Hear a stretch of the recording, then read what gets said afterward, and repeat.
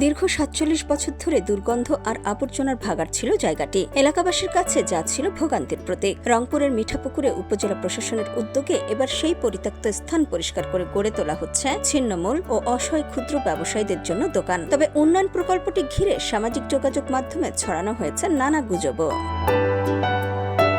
কাজ শুরুর পরই সামাজিক যোগাযোগ মাধ্যমে ছড়িয়ে পড়ে নানা বিভ্রান্তিকর প্রচারণা। দাবি করা হয় দোকান বরাদ্দের নামে অতিরিক্ত অর্থ আদায় করা হবে। এখানে আমরা যারা ব্যবসা করতেছি প্রায় ২৬-২৭ জন একটা তালিকা হয়েছে।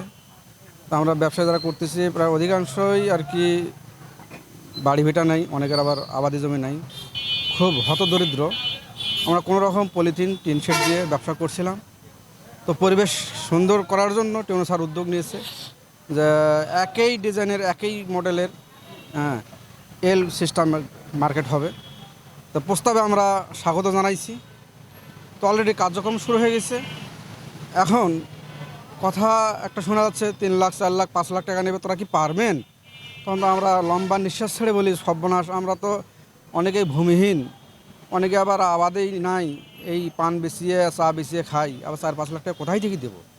তো এই গুজবটা কারা ছড়ালো এটা আমরা কুল কেনারা পাচ্ছি না। উপকার ভালো হবে। আমি তো ৪৭ বছর ধরে আছে, এরকম উদ্যোগ তো কেউ নেয় নাই। এমনকি এমপি টেমপি বহু চলে গেছে, এরকম ব্যবস্থাও কেউ করে দেয়নি। আর ইনি আসছে, ইনি পরিষ্কার পরিচ্ছন্নতা এবং অপরিষ্কার ছিল এটা ওদেরকে সরে দিয়ে আবার ওদেরকেই দেওয়ার চিন্তা ভাবনা উনি করছে। তো এটা তো এখন যদি ওইটা হয়ে যায় তাহলে তো পরিষ্কার পরিচ্ছন্নতাও থাকবে, ভালো থাকবে। সবাই আমরা ওই ঘরের ভেতরে কাজ করতে পারবো। ঝড় বৃষ্টিতে যেখানে সেখানে বৃষ্টি আসলে উঠি পালা লাগে, তো সেদিক থেকে আমরা একটু ভালো থাকবো। তবে যারা দোকান পাওয়ার অপেক্ষায় রয়েছেন তারা বলছেন এসব প্রচারণার কোনো ভিত্তি নেই। কিছুদিন আগেও আমাদের এই যে রোডটা দেখতেছেন নাকি পরিচিত জায়গাটা খুব নোংরা ছিল। তো আমার মতো কিছু ব্যবসায়ী এটাকে আবার পরিষ্কার পরিচ্ছন্নতা করে একটু মনে বসার জন্য উপযোগী করিয়ে ব্যবসা বাণিজ্য করছিলাম।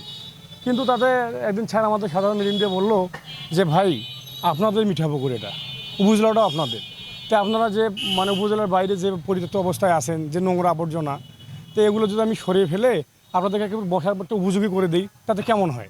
তা আমরা বলছি আলহামদুলিল্লাহ স্যার। এখানে মার্কেটের উদ্যোগ নিয়েছে আমাদের ইয়নো স্যার, খুব ভালো উদ্যোগ যে মিঠাপুরের একটা সুন্দর পরিবেশ হবে। উপজেলার সামনে যেহেতু এটা ভালো লাগবে আমাদের। এখানে মনে করেন যে কারো টিন ছিল, কারো পলিথিন, কারো রেক্সিন, একটা বিশ্রী অবস্থা ছিল।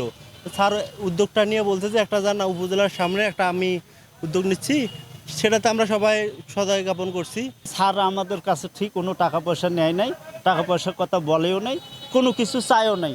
স্যার বলছে যখন মার্কেটের কাজ শেষ হবে সবাইকে মিলি যা হয়, যেটা না নিলে নয় বা যে খুব অল্প দামে দিবে আর কি। এ ব্যাপারে মিঠাপুকুর উপজেলা নির্বাহী কর্মকর্তা মোহাম্মদ পারভেজ জানান, জায়গাটা এতদিন পর্যন্ত বেদখল হয়েছিল এবং মানুষ যে যার যার মতো করে ব্যবহার করত। উপজেলা পরিষদের সরকারি অফিসের পরিবেশের সাথে কোনোভাবে এটা যাচ্ছিল না। মানুষের দাবির প্রেক্ষিতেই আমরা যাতে এখানে একটা সুন্দর পরিবেশ বাস্তবায়ন করি, উপজেলা পরিষদের সার্বিক পরিবেশ আপনারা দেখতেছেন কত সুন্দর, সেটার সাথে যাতে অর্থাৎ এই ফার্স্ট ইমপ্রেশনটা মানুষের যাতে ভালো হয়, এই জন্য আমরা অবৈধ দখলদারদেরকে উচ্ছেদ করি।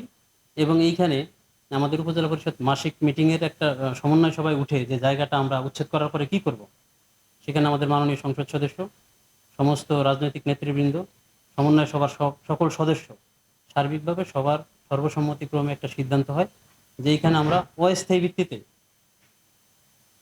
ফুটপাত এবং ফুটপাতের পরে আরও কিছু স্পেস রেখে যাতে মানুষের চলাচলের সমস্যা না হয়, যাতে একটা অস্থায়ী মার্কেট করে দিতে পারি, কিছু মানুষের জীবিকার সংস্থান হবে এবং একই সাথে সুন্দর একটা পরিবেশ চলে আসবে। আর এর বাইরে এইখানে আর্থিক কোনো বিষয় নিয়ে এখন পর্যন্ত কারোর সাথে কোনো কথা হয়নি।